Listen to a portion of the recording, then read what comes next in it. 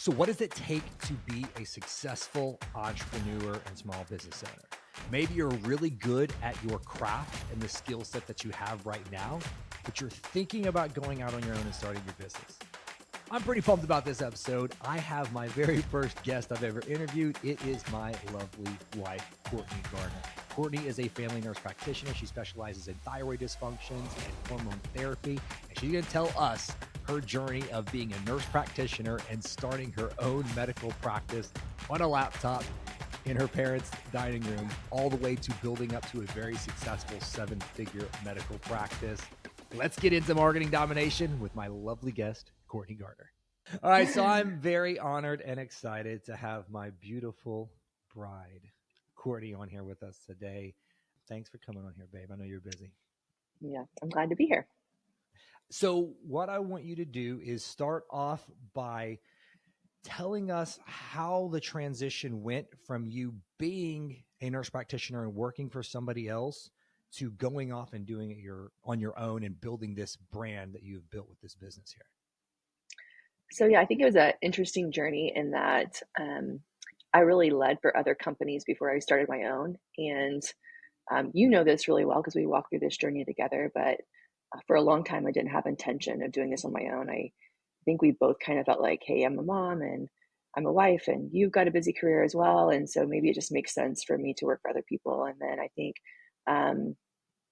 my eyes just started being open to, hey, there's some challenges and there's some things I'm really passionate about that are just not aligning with where I'm working. And I was really fortunate and blessed that when we were in Miami, Florida, I got to help start a company and became the COO of that company. And I actually pulled out of practicing medicine for a couple of years while I led that and saw it become a 7-figure business really quickly, and traveled all over the country teaching and growing this company. And I went through some really big obstacles with that. And I learned a lot at the same time, but it's just, I think every stage and every position that I held, it was just kind of one of those things where I was like, hey, I've learned some skills. I've learned some things that I really want to do. And I learned some things that I really don't want to do. And there's some things that if I'm ever in charge, or if I have an opportunity to lead, this is how I would really want to do it. And it really narrowed in my focus and narrowed in what I was passionate about, and kind of like grinded my teeth and cut the diamond in a sense on through that process and through working for other people. And then, finally, I think COVID happened, and there was a lot leading up to that I could go into more depth with at some point, but COVID happened, and I got put on furlough. We had our third child that was 8 to 8 weeks old at that time. And it was just like, what the heck am I doing? Like I'm putting my career and my paycheck and our family's finances in a way in the hands of someone else. And I have this great skill set and I know how to lead. And I think God just began to give me confidence of like, Courtney, like you need to do this on your own. You need to make it your own. You need to do it in a kingdom focused way. And just the path kind of rolled out from there. So it was definitely a big transition. It wasn't an easy when it finally happened because it was kind of a stressful situation, but God just paved the way and opened the doors, and I've grown even since then. So you were very successful with obviously you're amazing at what you do. You've got a great skill set. You've got all of the experience and everything that it takes to do the skill set that you have. I guess first, tell everybody a little bit about what your actual medical practice is and your style of medicine, but then also the leadership lessons and things that you learned at some of those other companies, how that helped to launch you into being an entrepreneur now. So I'm in functional medicine and I have a passion and just a niche that I really figured out I had early on in my career of helping people with their hormone health, whether it was thyroid or sex hormones. I saw a lot of patients early in my career coming in with fatigue, with feeling like their mood wasn't right, whether they were irritable, anxious, down, emotional, tearful, and just feel like they couldn't get a control of that part of their life, weight gain, and all the things that kind of come along with that. And so, and it bothered me. I'm like, hey, this is not how I want to live my life either. And so I see so many practitioners just throwing a pill, throwing an antidepressant, throwing, just these random things at patients that are Band-Aids, or just saying it's just a part of getting older. It's just a part of menopause, or it's just a part of being a busy mom and being run down, or, being a father and whatever. And it's like, okay, wait, time out. Like there's a root to this. And what if we tried to pull people into a biological alignment with how God created them to be? What would happen? How would their health change? How would their quality of life change? And so that's really what I get to do every single day. And I love that so, so much. And now being a business owner, I get to do it in a way that I feel is kingdom focused, and I'm able to openly pray with people when I feel led, when it's appropriate. It's not every single patient, but there's been some instances of just being able to own my own business where I felt like I made a big spiritual impact in people's lives as well. And so that's so rewarding and fulfilling to be in that position now, where I can do that, really freely and openly. And as far as leadership lessons, there's probably so much I could go into and say of that. I think what I would tell you is I learned how to love people. I learned how I didn't want to be treated. There was some job positions that I had that I was harassed at work, and I was treated really, really poorly by my bosses or my boss's spouse in one situation that was really ugly and honestly frightening. Um, I got pretty much spit on for being pregnant for the third time and having another child. And so being a woman and going through those things, and I realized, I think it gave me empathy for women of like, hey, can I create a company that we are mindful of people's work-life balance? We love them. We know that they need to leave sometimes early because they got a kid to pick up or whatever. And can we work around these things? Can we find a way to do that? So there was some of that. And so I think, not that I'm anti-hiring men in my company, but I have kind of been drawn to hiring a lot of women, just because I had such a bad experience in the workplace. And so anyways, I think there's a beautiful way where we can do that. And just leading well, right? Communicating vision, I think, is huge. Reminding people of vision. I feel like when employees lose track of their vision, or track of what the mission is, or track of the purpose, or track of the wins, right? If we just always see that we're putting out fires all the time, or that we're working hard and we're grinding and whatever, and we don't stop to realize like, hey, this patient got better, or and this amazing testimony came out of this situation, then it can become a grind, and people can lose their passion. And so I feel like that's a big part of my role as a leader, of leading the way, going first. I work the hardest in the company. I work the longest hours, and at some point that will probably shift and change, and we'll develop those leaders who can do some of that for us. But I just felt as an early entrepreneur, a small business, that was my role and my job. If that makes, I hope that brings clarity to that. I know that's a lot of points in a couple of minutes of time there, but. No, that was good, babe. I talk more about that part of it though, with the amount of work required, because I think that a lot of business owners, when they are shifting from, maybe they're working for somebody else and they're going to do it on their own, they think because they were really good at the skill set, or they were really high up in a company, that just going over to their own, it's just going to like naturally start coming to them, which it obviously helps to have those things. But just be honest and just talk about the work that it requires to do the things that you've built up, and the things that we're doing. Yeah. I think we're in an interesting situation because we both have businesses that we own individually, and then we both have projects that we do together. And so you and I are unique in that factor. And we still have 3 kids, and we're involved at church and all the things. So the schedule is very, very full. And, it's tough. I think I see a lot of young people now. I think the generation that's just behind us, maybe 10 to 20 years, there's this big entrepreneurial push. And I don't know if it came out of a place of like social media and Gary Vee and like all these big people like hustle and whatever. And they see this flashy lifestyle, but they have no idea the sacrifice it took to get there, the investment that it took to get there. It's not just money investment, it's time. You give of yourself, it becomes a child of a way that you're trying to birth and trying to kind of like instill and grow. And I just think it's been the hardest thing I've ever done in my life, to be honest. And that's a strong statement. But I love it. And so I'm happy to do it in a lot of ways, but it doesn't mean there's not days where I'm like, oh dear God, like this is brutal and I'm exhausted and I would rather stay home today, but I can't, Yeah. or feeling that pull and that tug, especially as a mom of like, okay, how do I make my kids' events and then still get all of this done? And I don't know that I have it perfectly down. I think every season's a little bit differently. And there's been times where we've had it kind of somewhat of emergencies or like critical issues going on in the business that you and I had to kind of come to an agreement of like, I've got to go handle these things. And, you've taken a position, great, and I'm grateful for it, of like, I got the kids, go do it. So I think there's a lot of that.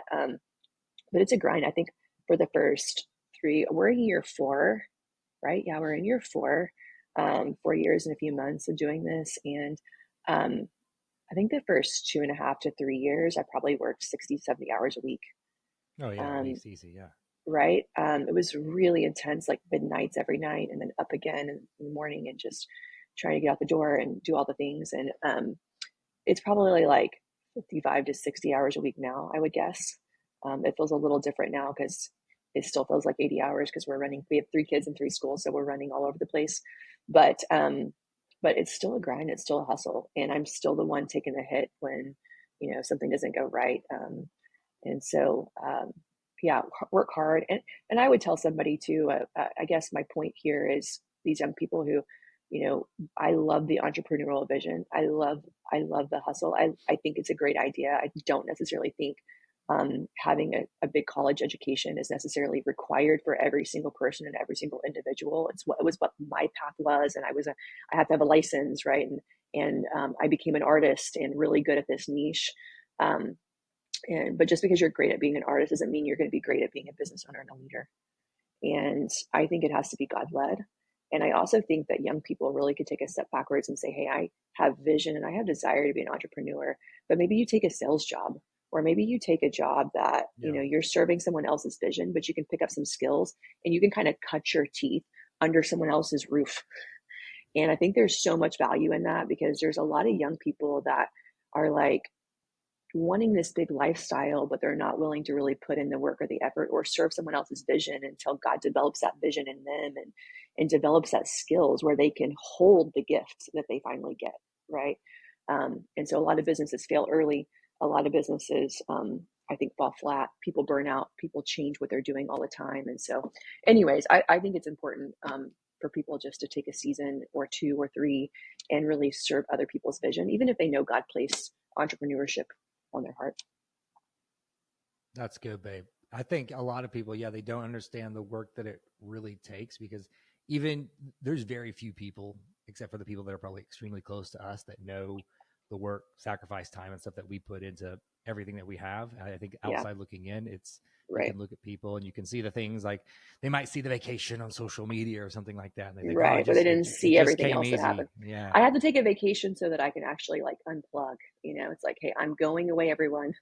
I'm turning my phone off, right? Like, just even if letting it's like them. 3 It's not to days, show off; it's to say, don't it's bother me. I'm gone.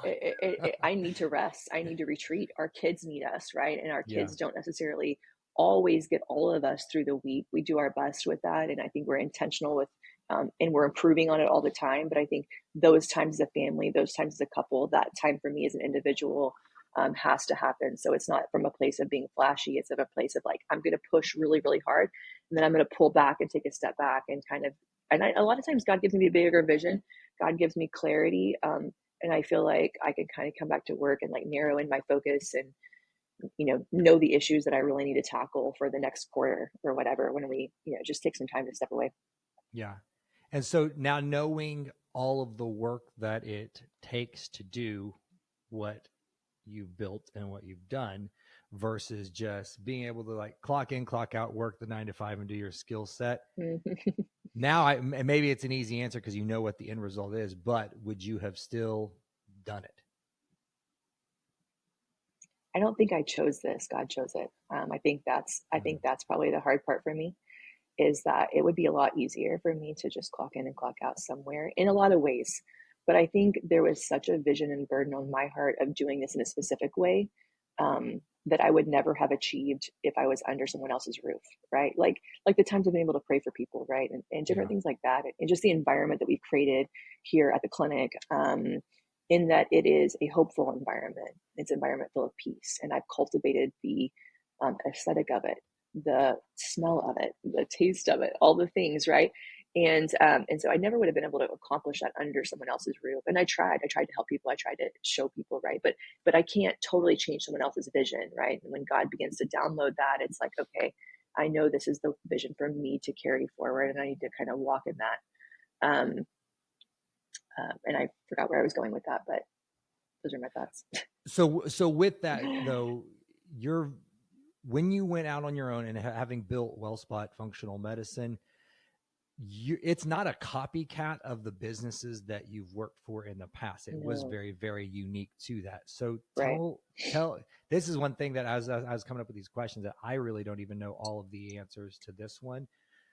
Whenever now you can look back and you can see how God has been faithful and what this thing has become. 4 years ago, whenever you started this on a laptop in, My parents' kitchen my table. You guys, in-laws kitchen the table. beginnings were so humble. The beginnings were so humble. So now what people see of this clinic is an unbelievable difference. And so yeah, but you were going to But ask did you something else. have, so because of that, and I know how Yeah, much it took and yeah. what the sacrifice really was, and its true humble beginnings to what it is now. Did you have the vision where it's at now then, or were you just like, hey, hopefully this can just like make enough money and it just replaces my income? Mm. That's a really good question. I think in the beginning it was like we were financially a bit strapped at the moment. Just kind of giving this story is that we were in Miami. We had a high rent. I was not making money really on maternity leave. And then I had a gut feeling I wasn't going to go back. You and I were arguing about that for months of like, hey, I think something's wrong here. They're not happy I'm pregnant, all these things. It was really And I'm difficult. just, ignorance is bliss. It's always sunshine and rainbows. Yeah. And he's like, you're going to go back. You make them a lot of money. How can they, whatever, right? And so then I got put on furlough the day before I was supposed to go back. And we knew I wasn't going to have a paycheck. And so, um, it was in that moment we kind of had thought like, okay, we need to move and get out of here. We didn't know if it was Dallas or where we were supposed to go, but we just knew we needed to raise our family in a different environment and get into a more affordable, economical place to live in some capacity too, especially, if I am going to open my own practice, right? It's just, that's just the reality of it. And so I think in the beginning, um, it was probably just more like, hey, can I make a living doing this? And can we create a lifestyle? I remember a conversation with you on the balcony overlooking the ocean of our condo in Miami, where we both just kind of had this vision of like, if we could create businesses that gave us time freedom and we could move about, what would that look like? And that's the type of life and vision that we want to have for our family and our kids, is that we have some freedom of time and movement. And so originally it was like, hey, I gotta get some income so we can eat and we can buy a house and we can do all the things, right? And I can be a partner to you in that. But also, there was a piece of it where it's like, hey, I think I might be able to create a real business out of it. It was just my vision was short sighted in a way, right? And I think it was an interesting season because when COVID happened, the emergency mandates really opened up the doors for telemedicine to become a more acceptable thing. Yeah. So it made it a really economically great way for us to start this practice. You pulled $5,000 out of your company and we put it into what at that time was Restore You name and brand. And you helped me build the website. When we were talking about marketing, it was like, hey, I don't want to be self centered. I really want to be seen as like, hey, how can we help the customer? And we both kind of talked through this idea of story brand, which you're certified in now. And kind of just you helped me build out all of that copy, all of that vision of like, how do we communicate what we want to accomplish here? And so I think part of that was really Holy Spirit given, and then part of that was a partnership of us of just figuring out how to brand that and how to get across the message that we really wanted to. So we launched that for my mom and dad's kitchen table, and we got to do telemedicine and do it and start this business in a really inexpensive way. So we never had an ounce of debt to it. I worked part time in an urgent care, and then we did this, on the other part time, and then until it could kind of grow. And I hired my first employee, and like we just did all the things one step at a time. And so I think I knew where I thought I wanted to go with it. I knew I could make a good living. I didn't know I could accomplish financially what we've accomplished. I didn't initially have big vision for a large clinic. I thought maybe micro clinics or maybe a space and just kind of keep the finances lean and all of those things. And it evolved over time, right, to what it is now. And God's given me even bigger vision for it. So yes and no, right? Like there definitely was this just like initial like crap, I don't have a paycheck. Let's try to get my paycheck back. Yeah. And then it was like, okay, what could this be? So now that it is, I love you, babe. And I love everything that we do together, because Yeah, whenever, I mean, that's the thing is like, like obviously we've been married for 19 and a half years. I think everything that we do almost together is just, 20. I know, girl, it's awesome. Look how good you look. But, You treated me well, obviously. what it's become now though is, yeah, it was you on your laptop at Mimi's house on the kitchen table. And now you've got a staff of like what, six, five, six, seven Six or people. seven, and then a lot Yeah. of contractors that are working Yeah. remotely as well. Yeah, So we got all that stuff going. And so now that it's become here, and then what, you're on like almost like a 2 or 3 month waiting list for new patients. Like yeah, we're almost booked out to 2025 right now. it's awesome. What's the vision now? So now that you've like made it, what is kind of the vision now for like, or has this success that you've experienced, is that help open up to bigger vision, or is it like now let's do new things? Like where's kind of the vision at for it now? Yeah, so I mean, I guess what we haven't talked about in this too is that Restore You became WellSpot Functional Medicine recently, and that kind of got birthed as a sister company to WellSpot IV. And so when I look at my life and trying to kind of buy back time in a sense, um, I'm not sure that I have 100% clarity on what the functional medicine side becomes, right? It's like, I think there's ideas. Is can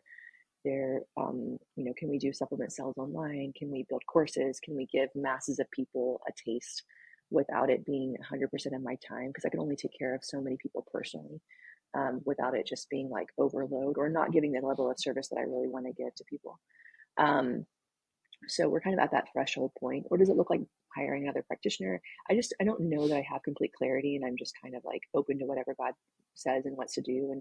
And my focus right now is processes, it's people, it's well, the ID side, um, and focusing on that branding and just kind of building that up.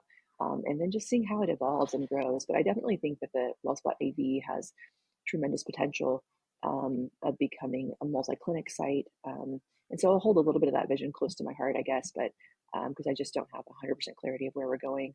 But I think there's potential there, and my eyes are open to, hey, big can we build this, and not from a sense of like how much money can we make. It's like how much people can we impact, and Yeah. how do I find ways to impact more people without it tearing apart our family or taking me away from the kids more.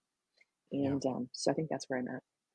It's awesome. So talk about the building of the brand that you've created and built, because I think what's interesting and unique is the name has changed to where now I think we're also getting a little bit more clarity on like what the whole corporate structure could kind of look like with everything. But you've Okay. built a brand that surpassed a name change and like logo change and all of that stuff. Tell about what that was like to actually, and everything that was required for you to build this brand that you have now, but then also more specifically for medical professionals, nurse practitioners, other physicians and stuff that have their own private practice. Because I think one of the things I hear a lot whenever I'm talking to them is they think that it can't be done because they are very, like, most of them are hardcore medically minded. They don't have a marketing business mindset. Or if they even do, they think that they're kind of hand tied because they think for some reason, because of HIPAA, they can't do marketing, which, like, we're not blasting patient list or anything out there, but they struggle with that and building a brand in the medical practitioner space. So talk about how you've done that, of building a brand specifically in the medical space. I don't know that I honestly, it's hard for me to give a specific context to it because it's just kind of evolved. I think from the functional medicine side, that was like a really good core product, right? A really good core move that we made, right? Yep. So for me, it was like, okay, I want a really good product. That was the most important thing. I never wanted to add money in ads or fuel a fire I didn't have control of. And so it was like getting a really good product. And I think I had really good vision of how I wanted to serve people, what I wanted to look like, what were the offers that I wanted to have, and what was the business model that I wanted to create. Um, and building out, starting to build out some processes, right, where we could just have a great product and give really good customer service. And so I think that was first and foremost. And I think people way underestimate that. I mean, I think it can happen easily when people kind of get into this space of um, online product sales, right? Where they're just like rapidly wanting to dump a fire and dump money into something, but they don't have a process built, right? And the Yeah. same thing can happen in the medical community. When you first start, you might think, okay, I want to offer this type of medicine and this type of product. And then you realize like, oh, wow, that I'm getting overwhelmed and overloaded really quickly because I don't have the systems in place. So if you add money in marketing in some capacity to that, it can become a little crazy and out of control. You could end up causing a little damage of people just not having a good customer service experience, and then word of mouth, right? So for me, I'm really big on integrity. I'm really big on justice. I'm really big on being a person of, if I told you I was going to do something, I would do it. And so I think leading with that was incredibly helpful. Um, and because we had such a good word of mouth, and part of that probably came from people knowing me as an artist in my field, Yeah.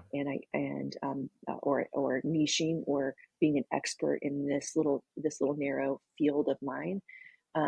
And then as we started introducing this way of doing it, it was like, man, just rapid fire word of mouth.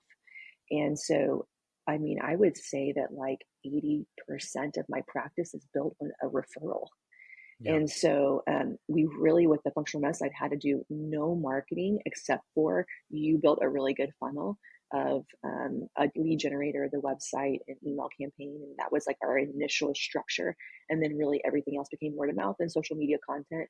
And I'm not even the best at social media content, but it's just creating authentic things that really gave way of like, hey, what it is that you do, what do you specialize in, and how can you help people? And so that was really the initial part of it. And I think if we can lead with those things, I think as a medical practitioner, I mean, our heart, we didn't get into this for money. We didn't get into this for fame or whatever, right? We just wanted to help people and wanted to have some autonomy and authority to prescribe and to do the things that we do. And so I think a lot of practitioners will shy away from the idea of like this big fancy marketing scheme sometimes because they're not business minded in that way, right? They just really want to focus on being an artist and being really good at their job and caring for people. And especially nurse practitioners, I think we just came from that like loving, caring, nurturing place. And so I think that can be a little challenging for a lot of people. Um, and then I see that people do opposite, where they never like step foot in a practice and then they market, and it drives me crazy. Probably my pet peeve in medicine, because I just think there's so much value in cutting your teeth on clinical application and on really learning what works, and being really good at getting people better, you Yeah. know. And so I'm not like show too much behind the scenes, but just letting everyone know what you have, and like just from the marketing funnel system, you've got a 7-figure medical practice without paid ads. It's also, and so I'm going to say what you did. What you Thank you, did Jesus. is, yeah, praise God. But like from the marketing and the business systems and stuff, cause I remember like in the garage gym, like on the dry erase board, we wrote out the brand script and we wrote the brand messaging and everything. And then even like sketched out what the website would look like on a dry erase board. And we built the Yeah. website. Then we created the lead generator, which you got the hormone therapy quiz for men and women. And then they Right. plugged into an email sequence. And that was like the baseline of your marketing. But Right. the thing that I think to me, what has made you so successful with this is you were very system and process oriented. And I think it's because you were as a COO. COO. Yeah, Yeah. Yeah. you Yeah. were I a learned COO for operational a skills. medical company. Right. And because you put such a premium focus on your offer, like you're not just like a normal medical practitioner where people are just like using their insurance and coming in and like regular appointments and stuff. You created this really unique, smart way of packaging what you do into a membership, a cash pay membership offer that's really clear to understand, provides a ton of value, and then you over deliver and serve to all of your people. So that's where you get so many of those referrals. And then when they are referred, they come into the funnel and they see how it all makes sense to them and they get plugged in, and you had all these great follow-up systems and everything. That's what I think has really been key for part of the success that you've had is you're just very caring, babe. And I love that about you. Thank you. I think, and you brought this up too, right? Of like just the focus of marketing towards your customers and making them the hero. You do that really in a beautiful way. And so I think that mentality of just like, how can I make someone better and how can we go above and beyond and serve people and love people? And I'm not going to land 100% of the shots that I take in terms of, 100% success rate, right? But we have a really high success rate, and we have a really high success rate of if someone's not getting better, digging deeper and helping them find the help that they need, or helping them know what their testing options are and digging deeper. And this, I will go above and beyond to make sure that people that have entrusted themselves to me, that I'm giving of myself back. And so the business model for that has worked, I think, really, really well. And yeah, so I mean, I think building that foundation of the brand, and then beginning to have vision of like opening facilities that can offer other services of not maybe where it's not necessarily my time, but like the IV therapy or sauna or whatever, was really what the WellSpot IV brand came out of. And so, it's just kind of like, it's interesting because it's went from like telemedicine, right, where I was taking patients from different states, and I'm licensed in a couple different states, to now like having this HQ HubSpot in small town of Owasso, Oklahoma, has kind of narrowed us back into being more local, especially with the IV stuff. But it's just, now it's just building that product really well. And so I think as a business owner, it's just that process over and over again, right? Like, do I have a really good product? Do I have good customer service? Can I deliver, and how are my processes? Yep. Do I have the right people in place? And then now I can add fuel and money to it, right? And so the IV side will be a little different in that, yes, word of mouth, but I think I'm still in a position of like trying to figure out some of those more advanced treatments that I really want to provide that I think could be unique in the market and really help people in a deeper way with autoimmune and cancer therapies and some different things that I really want to try to do. And then I think it'll be interesting as to how things evolve over the next 6 months to a year, because okay, we're getting it to a place where we've got the people, we've got the systems, we're working on finalizing like all the products that we really want, and then seeing what you can do with just really like adding money to that, to the marketing effort and ads and different things, right? To make sure that people in the community are aware, and then wherever we grow next, right? Yeah. So I think it's going to evolve differently. I think the functional medicine side will continue to be that, like that word of mouth and all of those things. And then now we're seeing this transition of like, okay, it's not just about treating 250 patients a year. Okay, can we treat 1,000 or 2,000 with this IV side? And so the marketing need for that is different. Yeah. So talk a little bit about maybe, and I don't know if you would have like specific insights on this, but some of the tactics that you've seen work, because we went from telemedicine with WellSpot Functional Medicine, the medical clinic, and now we've opened up the second business of this, which is WellSpot IV, which is the physical location that the medical practice is now inside of. That is the IV therapy lounge, the infrared sauna, and all of that good stuff. But what are some of the marketing tactics that you've seen work for it, from going from, or even just mindset shift with going from trying to do telemedicine nationally to where now you have a very specific market that we're focusing on? I think again, it's where that word of mouth has been so effective and come in. I would also say like your Google reviews and building SEO has become way more important. Um, and I think you're the person, unfortunately for me, like I'm sleeping with a marketing guy. So, Get some perks so there. I've got some perks, but I think I don't know that it's not my job, right? Like I'm sitting here, seeing patients all day long. So I guess I would flip it and just ask you, as far as, I think from what I've seen as the business owner, if I had just hired you as my marketer and your company to do it, I think the SEO has been huge. You've built out a funnel system on the IV side. I believe through the software that you've started, where it's automating Google reviews and making sure that we're re-engaging to get that Google review, and we're crushing Google reviews. And so we've beat out on Google. Like if people are typing in IV therapy near me, we're beating out competitors that have way bigger websites because your SEO has been incredible. And I think it's this Google review thing, but you could speak into that as far as what you tried. two things is one, again, this is where I just love our like power combo together for stuff like Partnership. this. Yeah, it's a team, it's a partnership. And because I'm not in, I maybe go into the clinic like once a week just to kind of check on stuff or maybe help with like setting up one of the EMR like software stuff and just say, Yeah, hey, tech but issue. you're, yeah, the tech guy, Bring but, me my but chargers that I left at yeah, home. but you're there seeing the patients and seeing people's interactions they did. So you get more like direct customer feedback.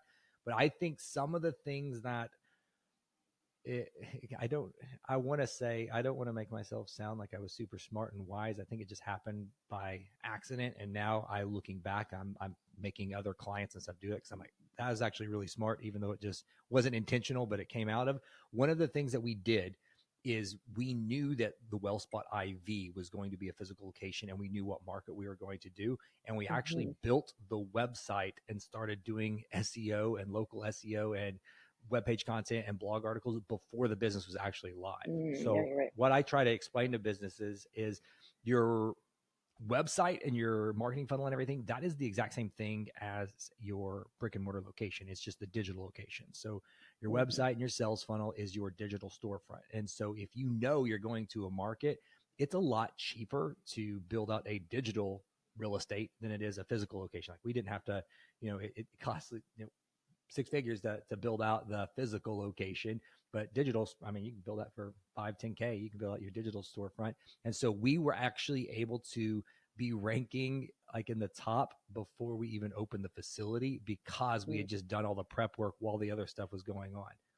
Then one of the things that I think has been unique lately is with the software that we're launching is we automated all the Google reviews because we went from having I think like 25 or 30 reviews after I we've think been open it's for about a year.